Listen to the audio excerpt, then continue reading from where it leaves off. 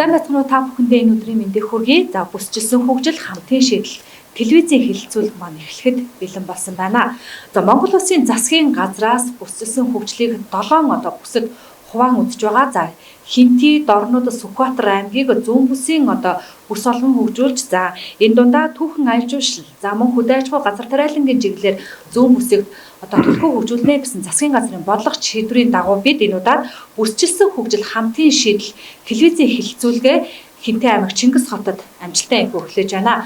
Өнөөдрийн маань эхний хэлэлцүүлэг Хэрлэн сумын бизнесийн төлөөлөл, за мөн залуучуудын төлөөлөл, хоршооны төлөөлөл, за мөн төр захиргааны бодлогын түвшинд ярих төлөөлөлөө бид студид өрн орцуулж байна. Ингээд хүрэлцэн ирсэн эрхэм төлөөлөгчдөд баярлалаа. За манай телевизийн хэлэлцүүлэг нэг хүнд 2 асуултаар за хариулна. За асуултыг 1-2 минутанд багтаа та бүхэндээ хариулах журмаар явна гэсэн үг. За хэлэлцүүлэгт хүрэлцэн ирсэн зочдоо танилцуулъя. Хэрлэн сумын засаг дарга бөгөөд Чингис хотын захирагч Эрдэнэбаатар, хөдөө аж ахуйн салбарын төлөөлөл Отхүү, бизнесийн төлөөлөл Dream компани захирал Саруул Чимэг, залуусын төлөөлөл Чөлөө туран бүтээлч Ган Зэрэг нар хүрэлцэн ирсэн байна. Бидний урилга хүлээн авч хүрэлцэн ирсэн та бүхэндээ баярлалаа. За асуултаа Хэрлэн сумын засаг дарга бөгөөд Чингис хотын захирагч Эрдэнэбаатараас асууж бодлоо байна. За сумын хөгжил энэ жил ер нь танаас сум ямар зорилт тавин ажиллаж байгаа вэ? Ер нь хийгдэж байгаа ажлуудын талаар мэдээлэл та бүхэндээ хүргэе. За та бүхэндээ энэ өдрийн мэндийг хүргье.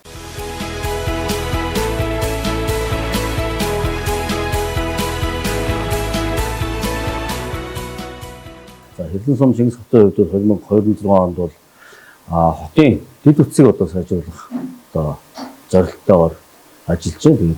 Бид хүмүүс 2026 онд бол хотынхаа төвийн 7 км хатуу хүчилтэй авах замыг шинжилэн сайжруулах. За түүнийгээ дагаад явган хүний зам, ногоон байгууламж, гэрэлтүүлэх мэтлээ энэ дэд үтс ажлыг сайжруулах зорж байна. За дээр нь мөн залуучуудыг амьдрах, за бизнес эрхлэх нөхцөл бүрдүүлэх, аял жуулчлалын гудамжийг шинээр байгуулах зорио ажиллаж байна. За манай Чингис хотын хувьд бол түүхэн аял жуулчлалыг хөгжүүлэх, за энэ аял жуулчлалын брэнд бүтээгдэхүүн болгож Чингис хотын дотоодын нийт бүтээгдэхүүний тодорхой ажиглах хувийг нэмэгдүүлэх юм үндсэн зорилгын хүрээнд аял жуулчлал, за энэ зочдод зоогийн газрыг илүү чадахжуулах, илүү энэ стандартад нийцүүлж ажиллах, үйлчлэгийг илүү стандартад хүргэж ажиллах ийм үндсэн зорилгыг бас хөгжүүлэн ажиллаж байна.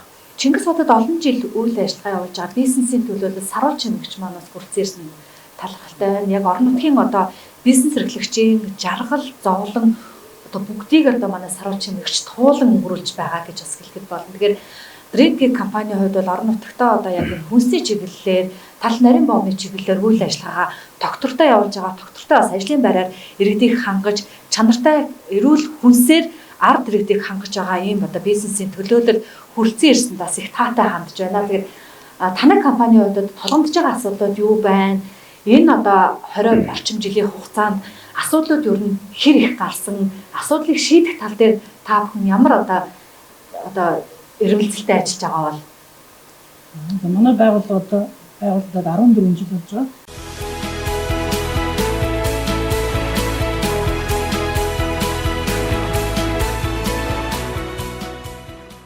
Энэ хугацаанд бол ер нь багаас эхлээд өдөг болсон 14 жил хугацаанд ажиллах бол ер нь яг өөрийнхөө үзэж байгаа хөдөө аж ахуй гэдэг юуны дэмжлэгээр бол манайх дэмжлэг авсан үндсэн дээр бол 2 жил бол бид бүх төгөөрөмжийн сэтгэлтэй хийгээд ажлын хүчнээ сэтгэлтэй хийгээд төхөөрөмж юуны талбарууд аягүй сайхан ажиллаж байгаа.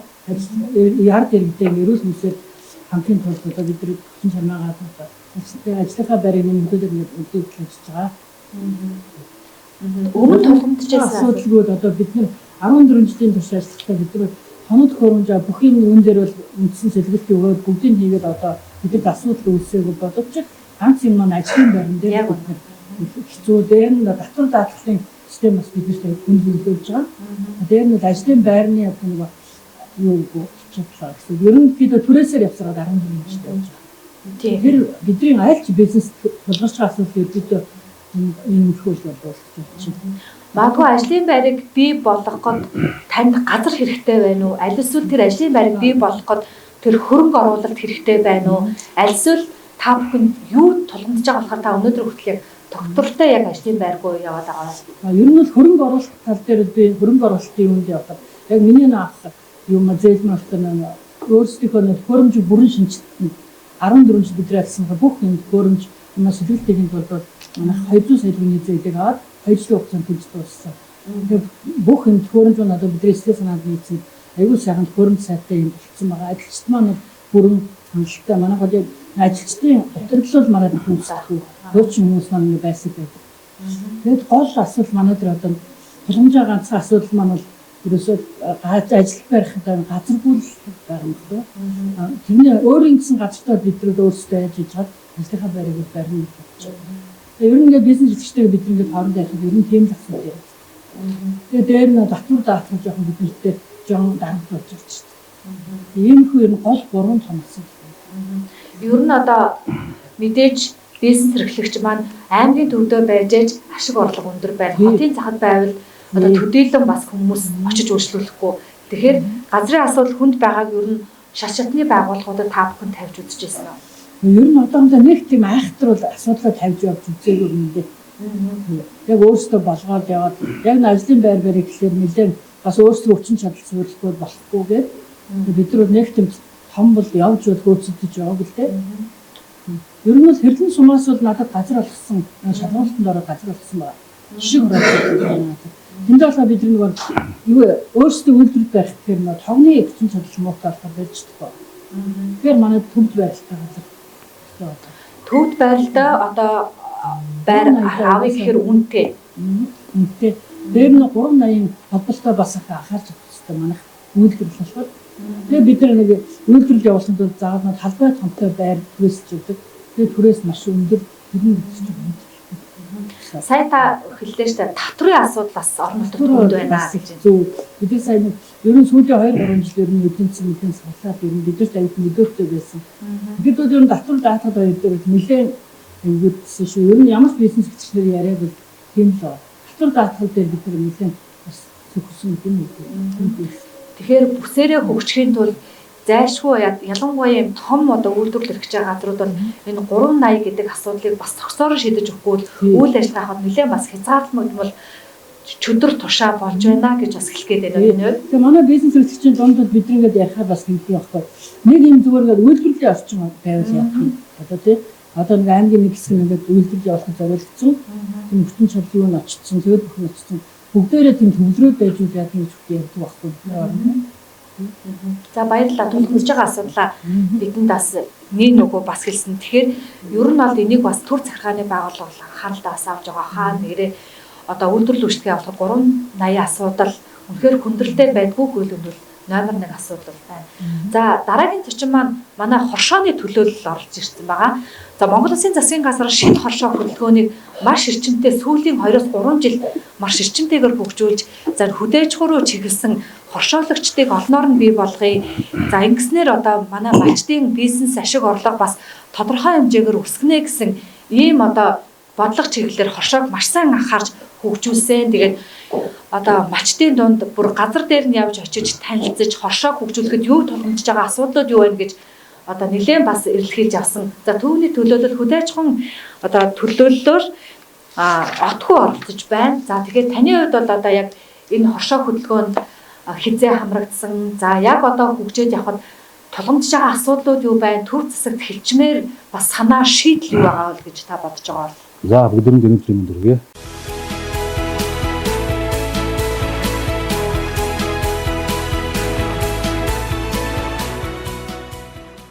За би хөдөө аж ахуйн чиглэлээр 5 жил ерөөхдөө энэ чиглэлээр ажиллаж явж байна. За шинэ хоршоо хөдөлгөөн 24 оноос хэрэгжснээр малчид хоршоод нэгдснээр давуу талууд бол их үүссэн. За нэгдүгээр бол жижиг аж ахуйн нэгжүүд нийлж том зах зээлд одоо малын гаралтай бүтээгдэхүүн нийлүүлэх боломж нь бүрдэж байгаа. За хамтын хүчээр бол хөрөнгө техникийг шийдснээр кастралын болон мал аж ахуйн худалдаа авалт. За мал аж ахуйн худалдаа авалт тал дээр бол яг үндсэн Монгол малаас илүү яг чанартай үндсэн үйлдвэрийн мал хөгжүүлэх боломж бүрдэж ирж байгаа. За хоёрдугаарт борлуулалт хийх боломж бас давхар бүрдсэн. Үүний хажуугаар бол төрөмтийн зүгээс дэмжлэг үзүүлж байгаа. Шинэ оршоо хөдөлгөөний зүгээс оршоог дэмжих 50 саяын зээл гэх мэт одоо төрийн зүгээс цагуугийн дэмжлэг үзүүлснээр маш их бол эдийн засгийн боломж бол нээлттэй бүрдэж ирсэн.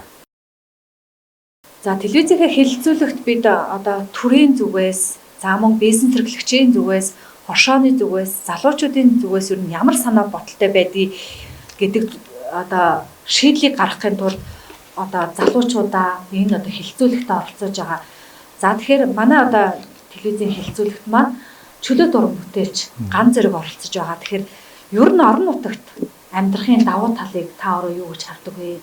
За миний сонсноор одоо таны одоо ур чадрыг үнэлж Улаанбаатар хотод бас ажиллаач, манай салбарт орж ирээч гэж хэд хэдэн саналууд ирснийг бас санаж байна. Тэгэхээр яагаад орон нутагтаа үлдэх болов? Яагаад орон нутгаа хөгжүүлэхээр эндээ бас үлдсэн байгаа бол энэ талаар та мэдээлэх болцгоо юм. За сайн бацхан өнөөдөр мэндэргээ.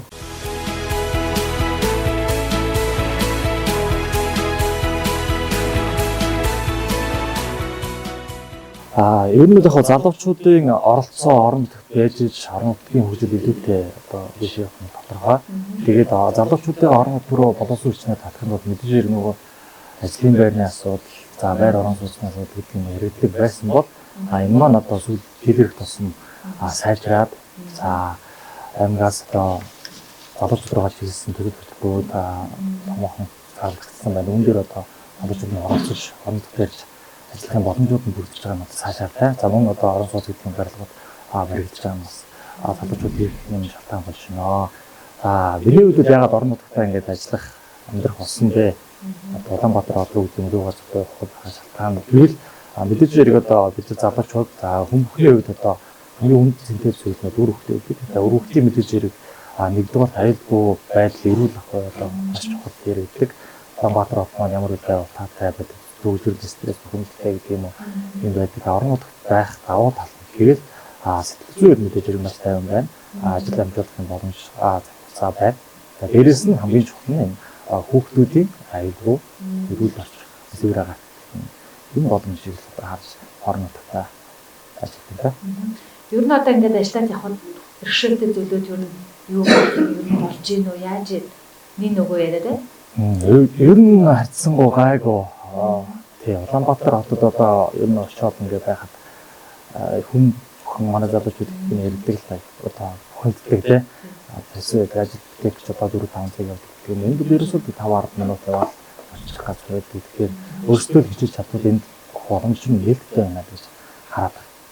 Тэгэхээр амьдрах боломж бол орон нутагт бол таатай байна. Тий, орон нутагт бол таатай байна. Тэгэхээр сүүлийн жилүүдийн харьцангуй залуучууд маань орон нутг руу маш их ирж байна. Өмнө дээр бас орон нутгийн төлөв гэдэг юм уу бас шигсэн бодлогыг сэргийлүүлж байна. Тэгэхээр одоо хөдөлмөр халамж үйлчлэгийн газраас зарлагддаг стартап төслүүд тий. За мөн одоо бизнесийг дэмжсэн жижиг төслүүд бас их орон нутагт яваад байгаа. Бас энэ боломж байна гэж бас харж ах шиг байна шүү дээ. Тий, одоо цэврэг өсөлтөнд донд яг үнэн шударга гаргах шиг боломж юм бас байгаа учраас өнөөдрийн хичээл чадвал орон нутагт бол хангалттай сайхан боломж байна. За баярлалаа. Тэгэхээр орон нутагт одоо таатай сайхан амьдрах, стрессгүй амьдрах, үр хөвгтүүдэд цаг завыг зарчуулж эрүүл таатай орчин амьдрах боломж байна гэж манай залуусын төлөөлөлөө үнэхээр бас боломж байгаа шүү гэдгийг бас хэлмээр байна. За тэгээд дараагийн асуултыг Хэрлэн сум эсрэг дарга бөгөөд Чингис хотын захирагч танаас ис мэдээллийг тодруулъя. Ер нь одоо энэ одоо бүсчилсэн хөгжил хамтын шийдэл хэлэлцүүлэгт одоо Хэрлэн сум бол маш одоо өндөр өргөөчтэй оролцох байх. Яагаад гэвэл энэ өөрөө хамгийн том хүн амтай хот суурин газар.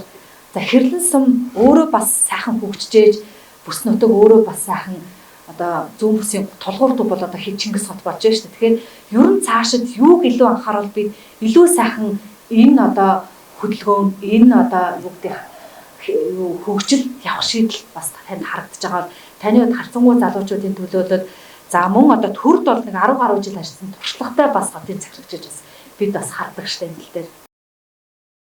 Тийм бид бүгдийн хувьд бол одоо түүхэн ажил жуулчлал илүү одоо гол салбараа болон хөгжүүлэх төлөө хичээл зорж байна. Үүнтэй уялдуулаад одоо зөвхөн төсвийн хүрээнд ажил нь одоо илүү хязгаарлагдмал байна. Тийм болохоор одоо гадны хамтын ажиллагаагаа өргөжүүлэх, гадаад хамтын ажиллагаа хөрөнгө оруулалтыг илүү татаж ажиллах нь одоо илүү орон нутгийн хувьд бол хэрэгцээ шаардлага байна. Зөвхөн одоо ажил жуулчлалтай холбогдуулаад ярихгүйгээр бас энэ ажлын байрыг нэмэгдүүлэх, үйлдвэржилтийг одоо нэмэгдүүлэх энэ тал дээр илүү бас анхаарч ажиллаж байна. Тэгээд халамж үйлчлэгээний за бодлогын хүрээнд төр ажлын байраар хангах, за бусад одоо орон нутагт ажлын байраар хангаж байгаа томоохон үйлдвэрүүдийг одоо бодлогын түвшинд дэмжих, за газар олголт те.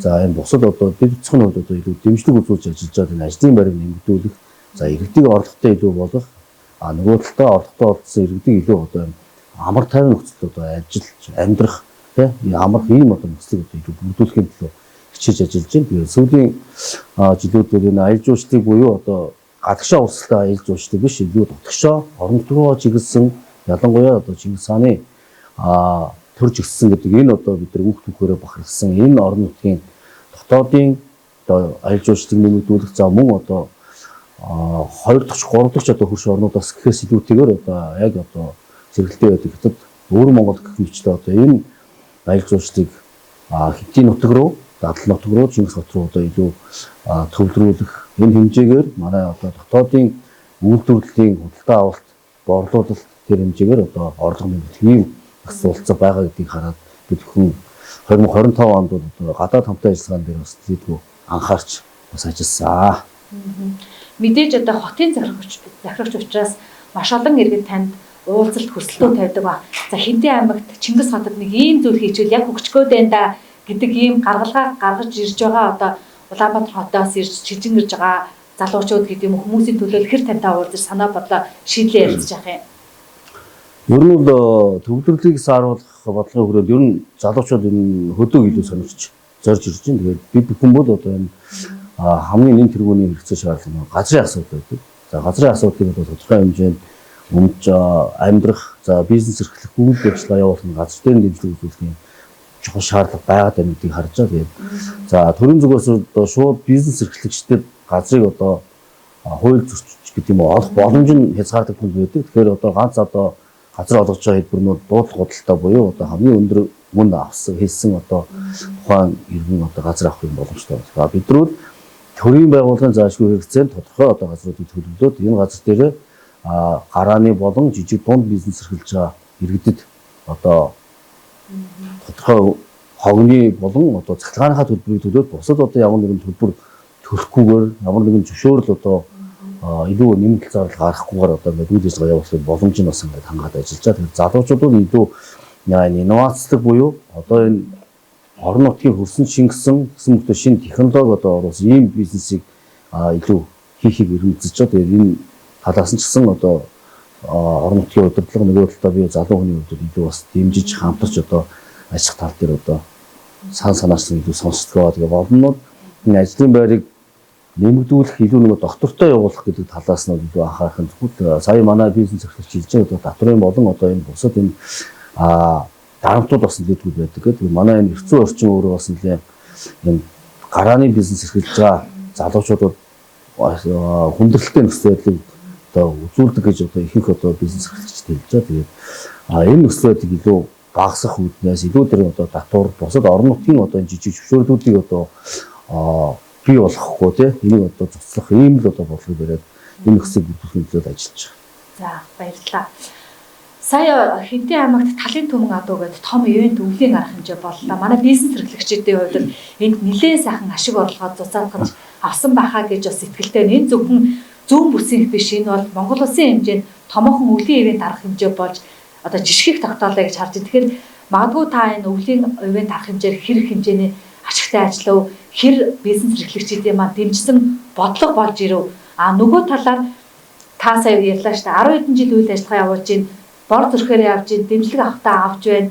За авахгүй үедээ бас хэцүү бай. Тэгвэл танд яг одоо дараагийн алхам хийхэд төр засгаас ямар бодлого шийдэл байж ч та илүү хурдан хугацаанд илүү хөгжих боломж бас байна гэж та харж байна. Эхлээд бол өвлийн арга хэмжээ ивентээр ер нь хэр боломжтой ажилласан. Ер нь энэ мэт өвлийн ивент арга хэмжээ, зуны ивент арга хэмжээг орон нутгатаа зохион байгуулах юм бол бизнес эрхлэгчид маань одоо дэмжлэг болж чадж гинүү гэдэг талаар хуулиар нэг мэдээлэл хүргэе.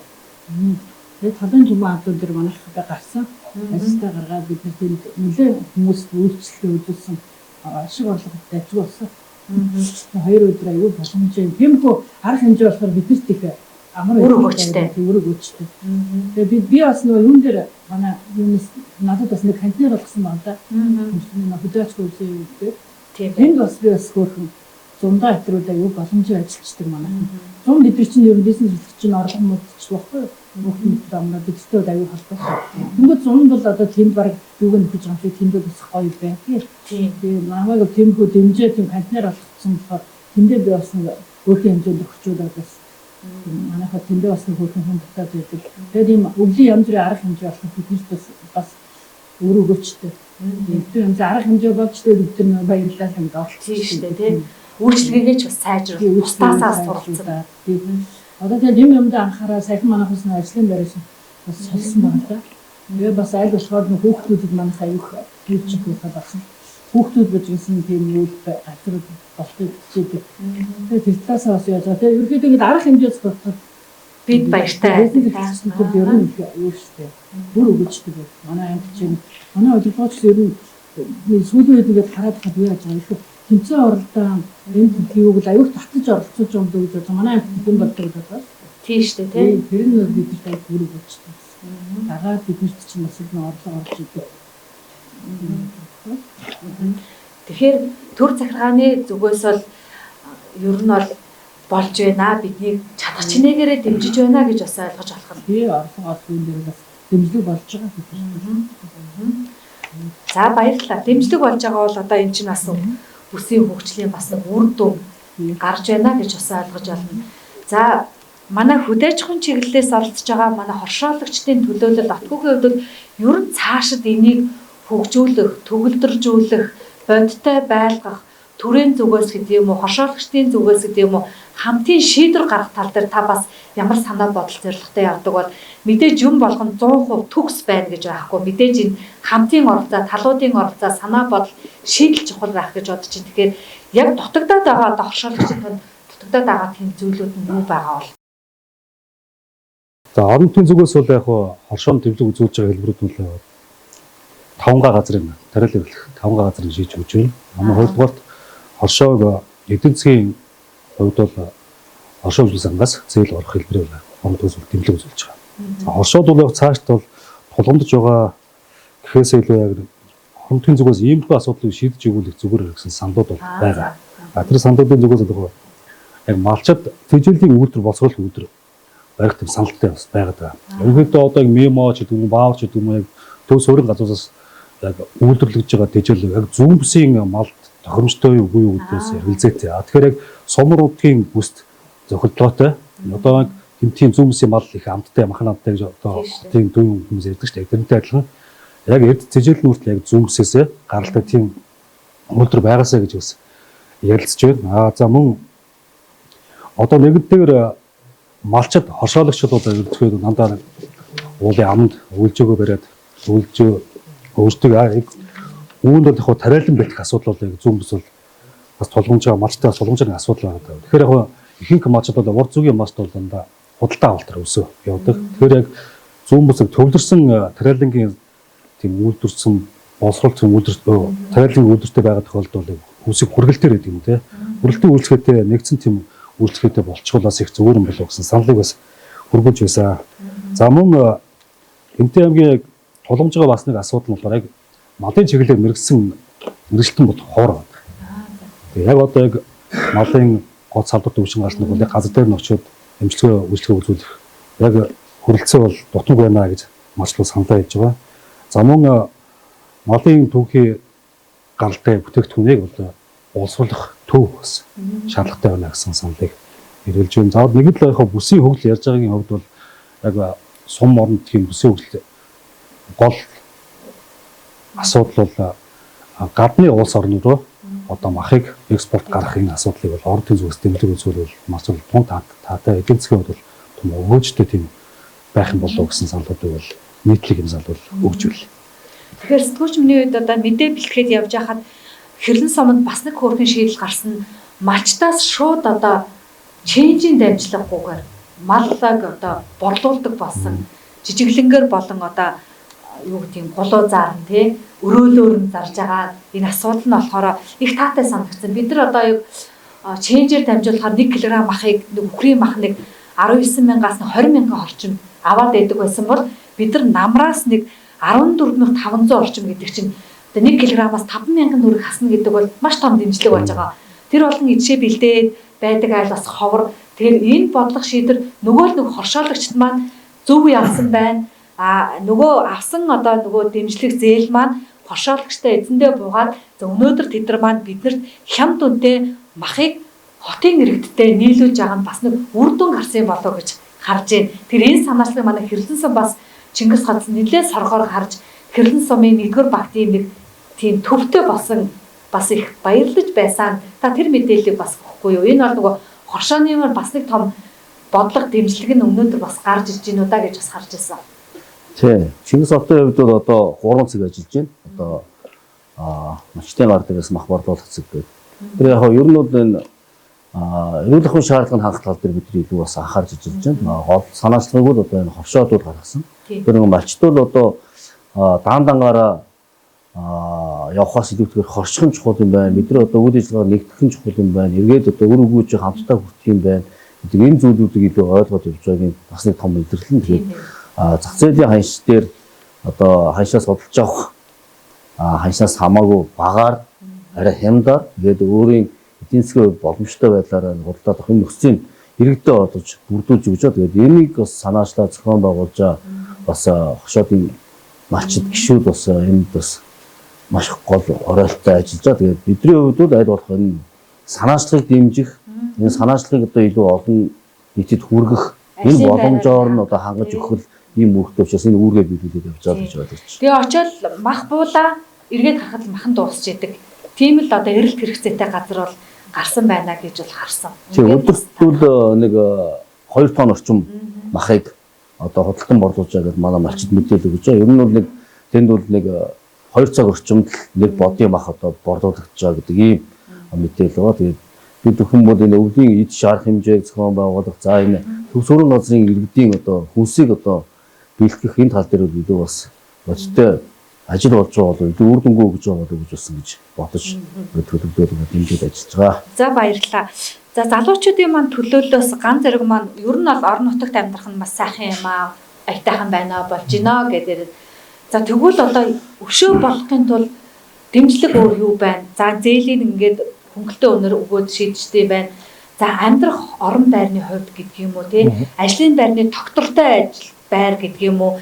Одоо таны хувьд бол чөлөө торон бүтээлж танд одоо захиалгаа өгөх тал дээр гэдэг юм уу тий? Энэ тал дээр одоо юу гэдэг хэр одоо та маань энэ тал дээр одоо шийдэл гаргаж ажиллаж байна. Боломжоо өшөө өсгөх боломжууд төрөөс ямар дэмжлэг байж болж байна? Энэ тал дээр та юу гэж бодож байгаа бол? Тэгээ одоо манай 10 жилийн хүүхдүүд маань боловсрол эзэмшээд ихтэй сургууль мэргэжил эзэмшиж байгаа. Тэгээд ер нь дийлэх нь ирэхгүй байна гэж ярьдэн шүү дээ. Тэгээд эрүүлэх хамгийн түрүүний юм шалтгаан мэдээж ирэх ажлын байрны асуудал, тэгээд орчин нөхцөлийг мэдээж сайжруулах орон байрны асуудал. Тий, орон байрны энэ төрлийн асуудал мэдээж ирэх орон байрны асуудал шийдэж аюулж ажиллаж шүү дээ. Тэрнээс дамжих газаргүй байна гэх. Орон байрны мэдээж ирэх хөнгөлтэй зээл ялангуяа залуучуудад оролцох байх нь зүгээр юм болов шүү. Дэлгүүр үзүүлэлт зүгээр нэг цаалаа. Тий. Тэгээд мэдээж ирэх бизнес бас тогтвортой үйл ажиллагаа явуулахад одоо төрөлсөг хэсэг байхаас илүүтэйгээр мэдээж ирэх одоо залуучууд тийм хувийн чадварын асуудал ярих гэж байгаа учраас орон байрны асуудлыг мэдээж ирэх нэгдүгээр шийдэх нь зөв бол гэж. Тэглүү аах. Тэгэхээр мэдээж одоо зөв сайхан амьдарч байхын тулд энэ орон сууц гэдэг зүйл өөрөө их одоо маш том дэмжлэг болно. Тэгэхээр Хинтээ аймагт банкны байрны дахин төлөвлөлт гэдэг зүйл бас энэ дээр яригдсан дээ. За энд бол одоо 4-5 одоо хорооллууд бас босгож байна. Энэ дээр бас залуучуудыг за мөн одоо энэ төрийн байгууллагад ажиллаж байгаа энэ гэр бүлүүдийг дэмжих бодлого бас Чингис хотод явагдаж байгаа гэж бодно. Орон байрны хувьд та ямар шийдэл гаргаж байгаа бол Хэрлэн сумын тухайд? За дахин төлөвлөлт буюу одоо олон жилийн өмнө одоо ашиглаж ирсэн одоо ааглаж байгаа энэ одоо хуучин байруудыг хувийн хвшилтэйгээ хамтраад төр одоо дунд нь одоо мэдээллийн холбож өгөөд иргэцтэй.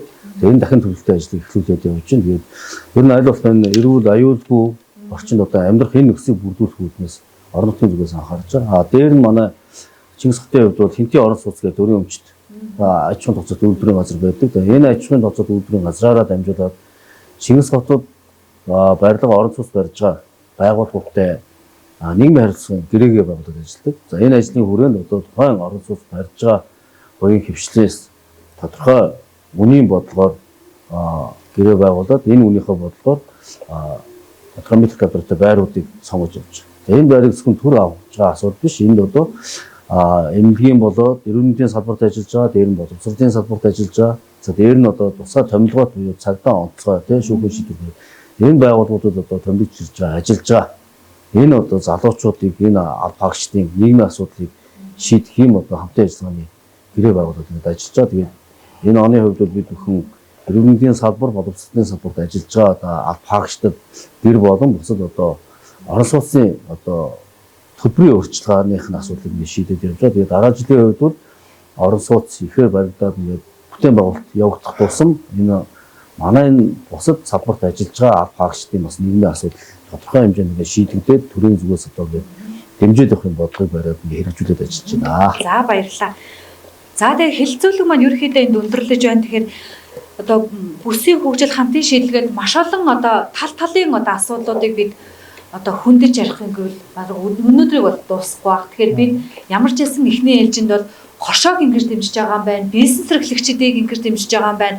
За залуучуудыг бол ингэж дэмжиж байгаа юм байна гэд одоо бодлогоо бид одоо ерөнхийдөө та бүхэндээ бас ойлгууллаа. Тэгэхээр Чингис хот бол цаашид хөгжих боломжтой хамгийн том зүүн бүсийн бүс нутаг. Энэ бол төвийн бүс нутаг. Дорнод Сүхбаатар аймгийг дамжин өнгөрж байгаа хүмүүс хинтийгээр заавал дамжин өнгөрж байгаа. Магадгүй энэ одоо Улаанбаатар хотоос өөр орон нутгаас ирээд амьдрах таатай боломж бол хинтийд бол байна гэдгийг удирдлагуудаас сонслоо, залуучуудаас хэллээ, бизнесийн төлөөлөл хэллээ, хөдөө аж ахуйн төлөөлөл хэллээ. Тэгэхээр та бүхэн бас орон нутгийг зориод ирвэл хинтийд бас боломж байна, орон сууц баригдаж байна. За мөн залуучуудыг дэмжих төсвөлбөрүүд бас хэрэгжиж байна. За хоршоо хөгжүүлэх газар тариалан мах нь бас хямдхан болж байгаа юм байна. Бизнес эрхлэгчид нь бас одоо бизнесээ солонгоруулж байгаа юм байна гэдэг ийм одоо таатай мэдээлэлээр энэ удаагийн хэлцүүлгээ бас өндөрлүүлж байна гэд бидний урлагийг хүлээн авч хүрсэн ирж Чингис хотод таатай амьдрах нөхцөл боломж манад байна шүү гэж мэдээлэл өгсөн эдгээр одоо төлөөлөгчдөө баярлалаа. Баярлалаа. Ажилд нь амжилт хүсье. За ингээд Төвийн бүсийн буюу Хэрлэн сумын бүсчилсэн хөгжил хамтын шийдэл телевизийн хэлцүүлгийн маань энэ удаагийн дугаарт Хэрлэн сумын засаг даргын тамгын газрын төлөөлөл болон одоо бизнесийн төлөөлөл, залуучуудын төлөөлөлд маань оролцож санал шийдлээ та бүхэндээ хэллээ. Ингээд анхаарлаа хандуулсан үзэгч та бүхэндээ баярлалаа.